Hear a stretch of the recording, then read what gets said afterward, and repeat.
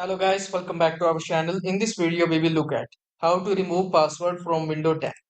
If you want to remove your password from Windows 10, then you will need to follow some steps. As you can see, remove password from Windows 10. There are several ways to you to sign in right away on your device. One way is disable the password login in user accounts. For that, first in Cortana search bar, type netplvis. Second, select netplvis from the result. Third, uncheck the user must enter a username and password to use this computer option. Fourth, click apply. Fifth, enter the username or password once prompted. Sixth, select OK to apply the changes.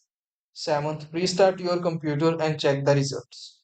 And here are some another ways. The another way to modify sign in option from settings. For that, first go to settings. Second, click accounts. Third, select sign in option. Fourth, under required sign in drop down menu, select never. So that's all for this video. Please like this video and subscribe our channel. Thanks for watching.